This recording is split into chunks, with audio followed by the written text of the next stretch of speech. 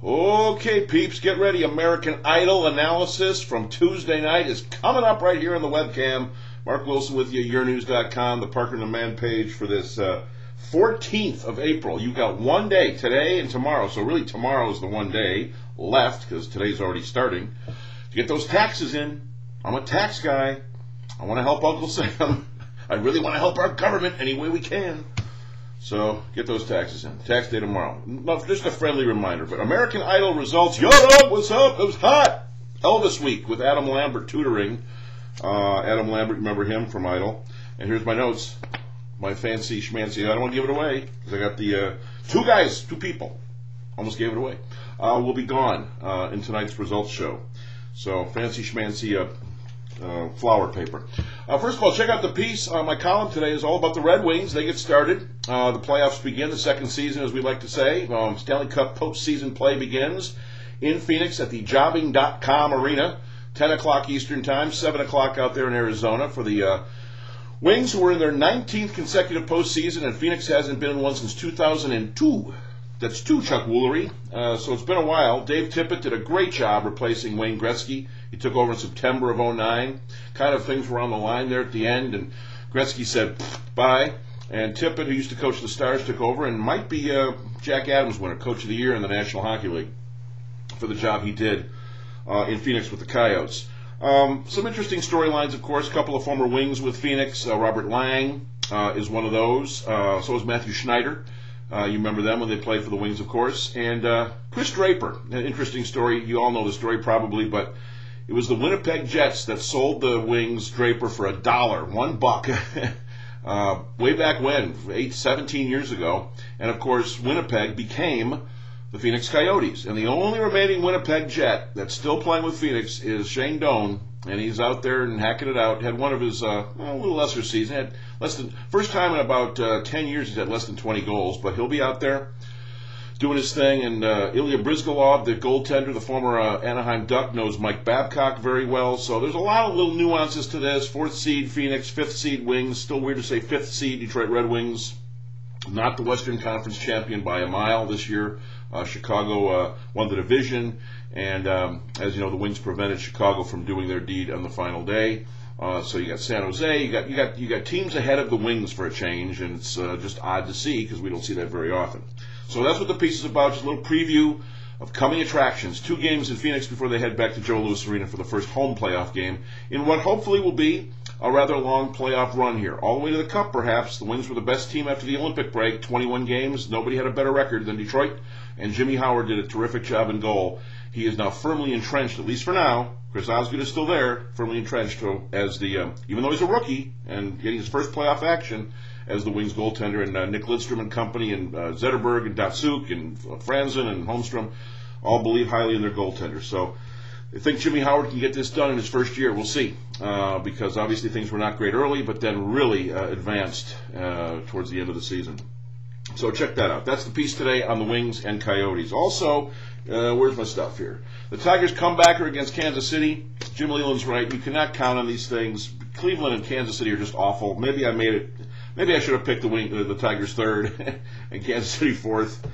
I didn't realize how bad that middle relief is for KC. If that might be the worst middle relief corps in the history of baseball that the Royals have. And they ruined it for Brian Bannister yesterday. Had a 5-0 lead, and Tigers got 6 in the 7th.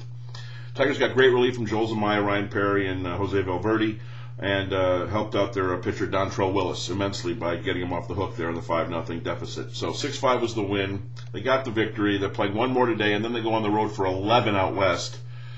Seattle, Anaheim, and Texas. Speaking of that, also check out the thing on the Angels and Yankees. Yankees got the World Series rings. There was a little funny moment with Hideki Matsui, who now plays for the Angels. He was the MVP of the World Series for the Yankees last year.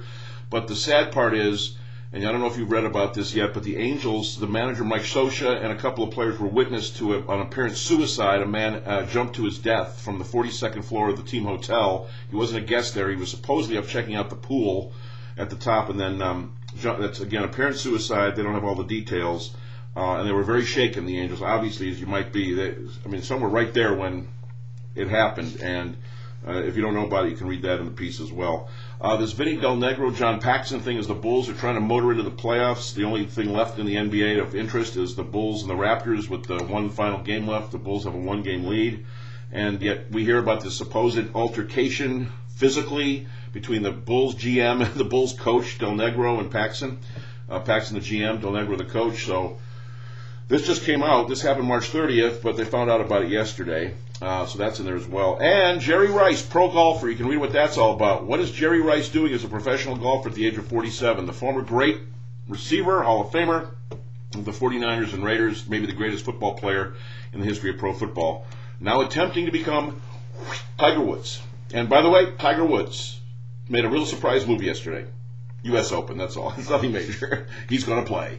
All right, so there you go. Now it's idle stuff. Here we go. Elvis Week in Vegas. They went to Viva Vegas at the Aria, the beautiful Aria at City Center, brand new. The Viva Elvis show is supposed to be terrific. I didn't see it when I was out there, but the Aria I did. It's amazing. Adam Lambert, you know Adam Lambert. He didn't kiss any guys, didn't kiss any dudes. He was actually rather subdued. He was the tutor this week for the 9 remaining contestants. I got my top 3, middle 3, and bottom 3 after Elvis Week, and I thought it was highly mediocre. Wasn't as good as the Lennon-McCartney Week, that's for sure. My middle 3, Siobhan Magnus, Casey James, and Big Mike. Mike, who got the save last week, did a nice job, slower tune, just kind of sat there and sang, let his pipes do the talking. I think they're going to be safe. Top 3. Crystal, Lee, and Katie. Now, Crystal was just herself. Lee DeWise was himself. He's right up there, man. He might win this thing. And Katie Stevens, I thought, did a very nice job. She got a little heat from Simon, and I was surprised at the judges on the bottom 3 because they liked Tim Urban. And I thought he was, you know what, dude? I don't know how you've lasted the top. Give yourself a round of applause for being top 9. You know, maybe it's time to go home, but I don't think it's going to happen. My bottom 3 was Andrew Garcia, Aaron Kelly, and Tim Urban, the 3 guys. I think Andrew and Aaron, the 2 A's, are going to be gone this week. I do. I think America will vote them gone. There's no saves left, so two people are leaving. Andrew and Aaron. I think Tim Urban, you're going to be in the top 7. You've got to be kidding me with that. I don't think they'll vote him off, though. I think he did a decent enough job. But someone's got to be bottom 3, and we're down to the nitty-gritty here.